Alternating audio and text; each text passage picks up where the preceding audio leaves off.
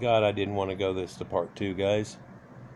So now he's going on and saying Kadake, and he's trying to usurp the Persian type queen that's here and doesn't even look Negroid as far as that, and tries to say that she's Negroid. What does he say about it? We'll just go right back to the very start of it and let him continue. Man, all I had this one left. Queen of Montarenus was a Kandaki queen of Nubia. She is hands down the most popular Nubian queen in all of African history. Has anybody ever heard of her?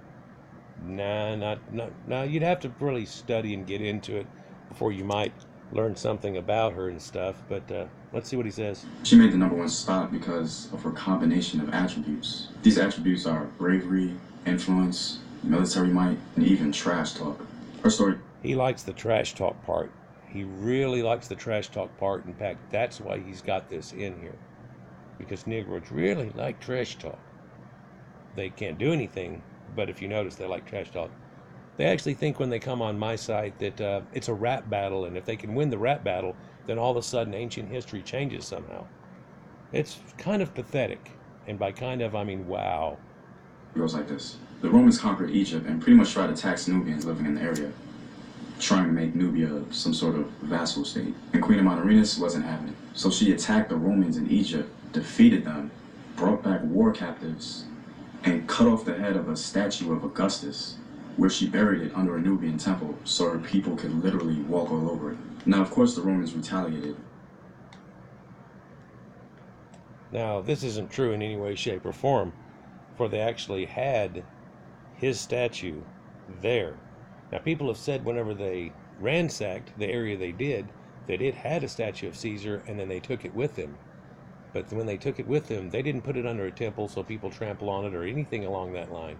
Sure, they found it under some dirt, but they found everything under some dirt.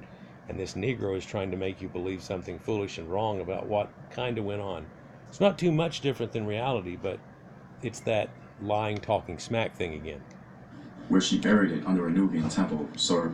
Oh, you saw his picture there. Was he a Negro? Was Caesar a Negro? So when they show the Kushite bronze statues that are all darkened and everything, and they try to say they're Negro, you can easily see they aren't either. Look at them close. They've got alkaline features. People could literally walk all over it. Now, of course, the Romans retaliated, and they even had some success, pushing the Nubians back down into Nubia. But Queen of Montarenus came back with a huge army, reportedly even gaining some support from the interior of Africa. No, he just slapped them back into Nubia, told them that they weren't allowed in here anymore whatsoever.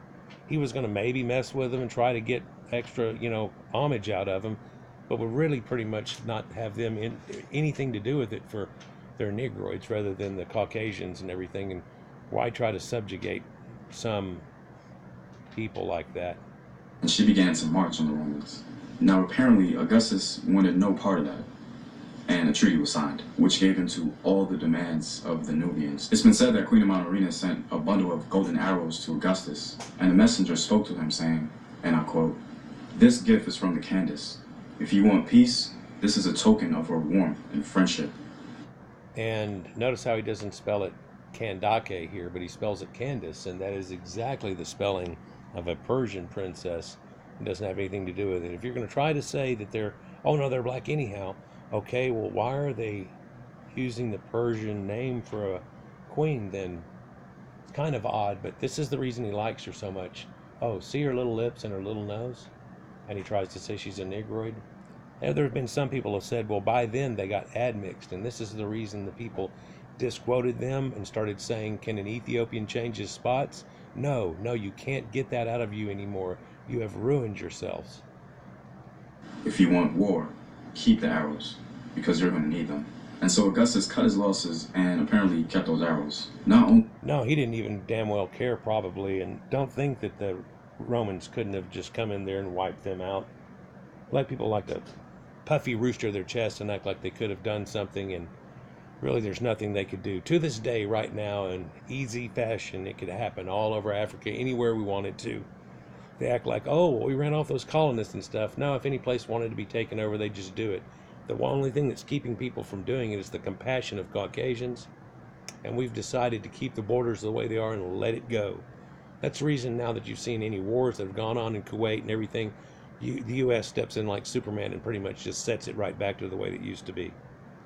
Anyhow, guys, I just wanted to show this here, and somebody sent me this because of all the black queens, and I find that there's only 4 of them in the list that even could have been black, and really not that great of a thing. One of them took her people out of being primitive, and it shows her riding horses. Where did she get all that stuff at?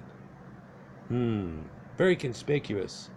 Of course, black views on history are very conspicuous in the first place, for they don't have a clue, but they want to put themselves in the head point of everything whenever they weren't. And West African primitives didn't know any of this existed that he talked about. Like, share, and subscribe, guys, and enjoy. We'll get on to another one. Peace.